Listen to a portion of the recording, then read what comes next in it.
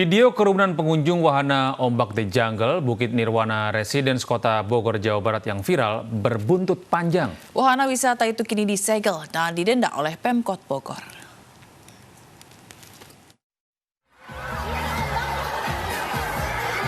Inilah video kerumunan pengunjung di wahana wisata air The Jungle Kota Bogor hari Minggu kemarin.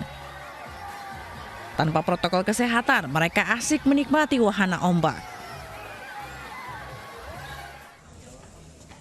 Setelah memastikan kebenarannya, Satuan Polisi Pamong Praja Kota Bogor, Jawa Barat menyegel wahana wisata air The Jungle di Bukit Nirwana Residence Kota Bogor.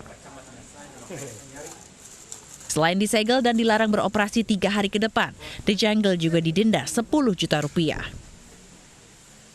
Denda ini diberlakukan selama yang bersangkutan segera membayar dari denda administratif yang ditetapkan.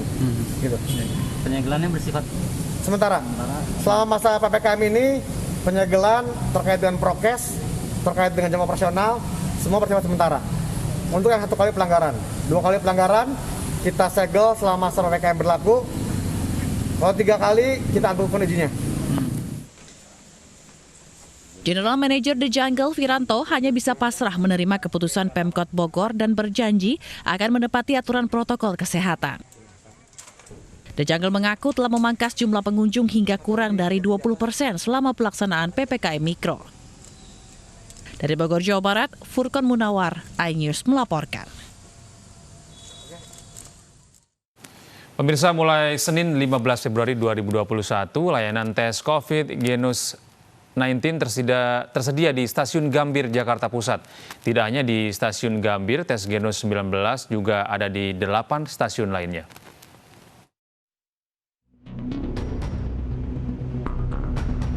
PT Kereta Api Indonesia menambah layanan tes COVID Genos C19 di Stasiun Gambir, Jakarta mulai 15 Februari 2021. Pengguna kereta api jarak jauh diwajibkan menunjukkan keterangan negatif Genos C19 atau rapid test antigen yang sampelnya diambil dalam kurun waktu maksimal 3 kali 24 jam sebelum jam keberangkatan. Dengan harga Rp20.000, hasil Genos C19 dapat diperoleh 15 hingga 30 menit. Hingga kini, lebih dari 250 penumpang kereta di Stasiun Gambir telah menggunakan layanan Genos C19. Tadi pengguna ini juga tidak harus mereka yang berangkat dari Gambir. Jadi kalau mereka menggunakan kereta api jarak jauh keberangkatan stasiun Jakarta Kota, Bekasi, ataupun juga bahkan dari stasiun Pasar Senen dan stasiun lainnya ya yang terdapat layanan kereta api jarak jauh, ini pengguna juga bisa tetap melakukan tes di stasiun Gambir. Namun yang sangat kami himbau, mohon untuk tidak melakukan proses tes Genos di Gambir ini bersamaan dengan hari keberangkatan. Jadi minimal 1 hari sebelumnya. Salah satu penumpang mengaku tes Genos C19 ini mudah dilakukan dengan waktu yang cepat. untuk antreannya cukup tidak lama ya, cukup mudah juga untuk melakukannya tesnya tersebut, nggak terlalu sulit dan aman juga untuk perjalanan. Selain di Gambir, Stasiun Senen terlebih dahulu sudah melayani tes Genos C19. Sementara di luar Jakarta, tes Genos C19 sudah ada di beberapa stasiun, di antaranya Stasiun Yogyakarta, Solo Balapan, dan Stasiun Bandung. Dari Jakarta, Bibi Kristami, Ade Ahmad, Yudi Richard, iNews melaporkan. Polisi menyelidiki kasus selebgram Helena Lim yang mendapat jatah vaksin COVID-19 pertama. Crazy Rich Jakarta Utara ini akan diperiksa oleh penyidik Polda Metro Jaya.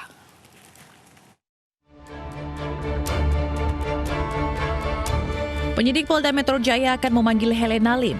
Pemanggilan Crazy Rich Jakarta Utara ini terkait vaksinasi COVID-19-nya di Puskesmas Kebonjeruk. Sedianya Helena akan diperiksa hari Senin 15 Februari 2021. Namun pemanggilan akan disesuaikan kembali dengan kegiatannya. Polisi pun telah meminta klarifikasi pihak Puskesmas terkait vaksinasi Helena. Polisi juga telah meminta keterangan dari pemilik apotik di Green Garden Kebonjeruk, Jakarta Barat yang merekomendasikan Helena Lim mendapat vaksin gratis di Puskesmas Kebonjeruk. Dari keterangan pemilik apotik, selain Helena Lim, sebanyak 11 orang mendapatkan rekomendasi suntik vaksin Sinovac di Puskesmas Kebonjeruk. Ya, hanya bingung aja, kita kan termasuk di sini, Bapak lihat kami kan sebagai orang depan ya yang melayani pasien, berhadapan dengan pasien gitu loh Pak. Harusnya memang kita ya wajar kalau kita mendapat vaksin seperti itu. Di sisi lain, pemilik apotek bukanlah tenaga kesehatan, sehingga tidak seharusnya mendapat suntikan vaksin Sinovac tahap pertama. Sebelumnya video vaksin yang dilakukan Helena Lim viral di media sosial. Video ini menjadi perdebatan karena Helena merupakan seorang selebgram namun mendapatkan jatah vaksin COVID-19 pertama. Dari Jakarta, Tim Liputan iNews melaporkan.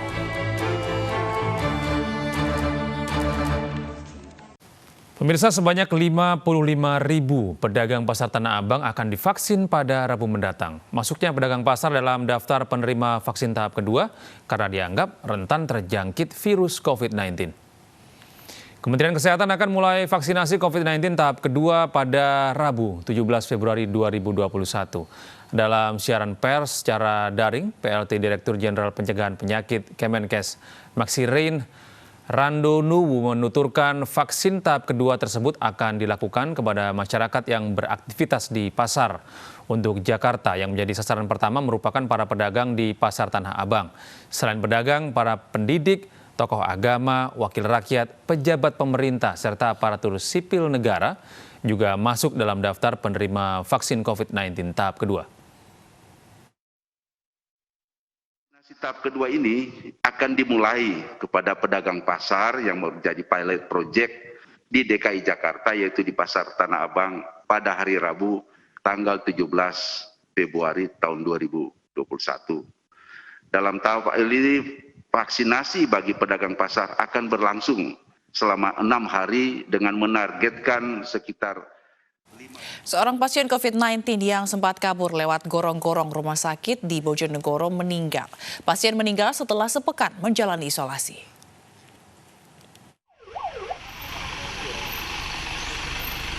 Duwiana, pasien positif COVID-19 yang sempat kabur dari ruang isolasi melalui gorong-gorong, menghembuskan nafas terakhir pada Minggu malam di Rumah Sakit Umum Daerah Sosodoro Jatikusumo, Bojonegoro, Jawa Timur.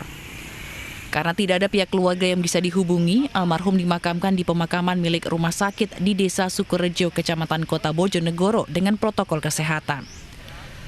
Menurut pihak RSUD Sosodoro Jatikusumo, Duwiana sempat membaik, namun kondisi pasien kembali menurun, diduga karena beban pikiran atau depresi. Setelah dia dari kabur itu sudah kita tenangkan, untuk awal-awal mereka memang mengerti. Tetapi sehari kemudian setelah itu mulai drop, saturasinya juga mulai turun karena dia mulai lagi merasa ketakutan. Terus kemarin sebelum meninggal drop sampai SpO2-nya 62. Nah, terus tadi malam dia meninggal. Seperti itu ceritanya. Sebelumnya petugas dibuat geger dengan peristiwa kaburnya pasien dari ruang isolasi dan masuk ke gorong-gorong rumah sakit sepanjang 200 meter. Diduga Duwiana panik karena tidak bisa dijenguk oleh keluarga. Dari Bojonegoro, Jawa Timur, Dedi Mahdi, iNews melaporkan.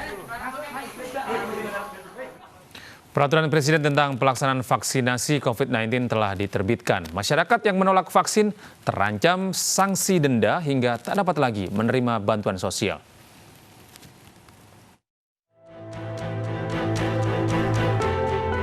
Untuk perangi pandemi COVID-19 yang hampir setahun menghantui, pemerintah mengeluarkan kebijakan tegas. Lewat peraturan Presiden nomor 14 tahun 2021, Presiden mengeluarkan aturan tentang pengadaan vaksin serta vaksinasi COVID-19. Dalam Perpres ini tertuang aturan dan sanksi bagi mereka yang menolak vaksinasi COVID-19. Sanksi berupa denda hingga ancaman penghentian bantuan sosial serta layanan administrasi bagi para pelanggar. Selain sanksi denda dan penghentian bansos, warga yang menolak vaksinasi juga akan diproses hukum karena dianggap melawan undang-undang tentang wabah penyakit menular. Proses hukum ini akan diserahkan pada kebijakan pemerintah daerah setempat. Langkah tegas ini diambil pemerintah untuk menyukseskan program nasional vaksinasi yang dianggap paling efektif untuk mengatasi pandemi COVID-19 di tanah air. Selama pandemi, pemerintah telah menggelontorkan anggaran untuk bantuan sosial bagi warga terdampak pandemi, diantaranya melalui program Keluarga Harapan yang menyasar 10 juta keluarga terdampak pandemi. Selain itu, ada juga bantuan sembako bagi 18,8 juta keluarga terdampak, serta bantuan sosial tunai sebesar Rp300.000 per bulan bagi 10 juta keluarga terdampak pandemi. Presiden dan sejumlah menteri serta kepala daerah serta tenaga kesehatan telah menjalani vaksinasi COVID-19. Sementara bagi warga, pelaksanaan vaksinasi COVID-19 direncanakan akan dimulai pada pertengahan hingga akhir Februari 2021. Tim Liputan iNews melaporkan. Pemirsa, sebanyak 380 santri di pondok pesantren di Kota Tasikmalaya, Jawa Barat terpapar COVID-19. Ya, selain santri, 52 pengajar juga terpapar COVID-19 dan masih menjalani isolasi di pondok pesantren.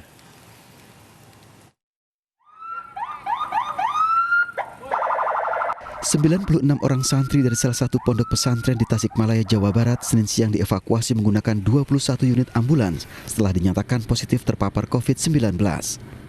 Puluhan santri pondok pesantren ini akan menjalani isolasi mandiri di salah satu hotel dan rumah sakit Dewi Sartika.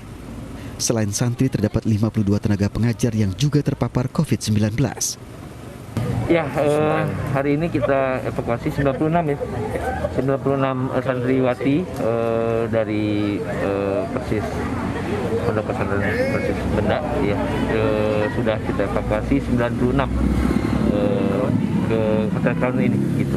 Kalau keseluruhan Pak, dari jumlah yang positif? Kalau jumlah positif keseluruhan dari awal itu 380 ya. Karena kan yang baru ini kan 374. Tambah sebelumnya sudah ada 5, tambah ada yang tes mandiri 1. Jadi total semua 380.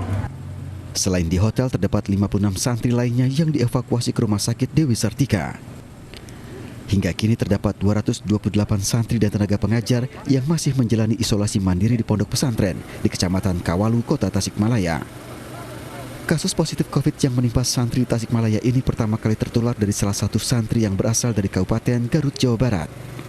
Untuk memastikan jumlah positif, pemeriksaan massal dilakukan dan diketahui terdapat 380 santri yang terpapar.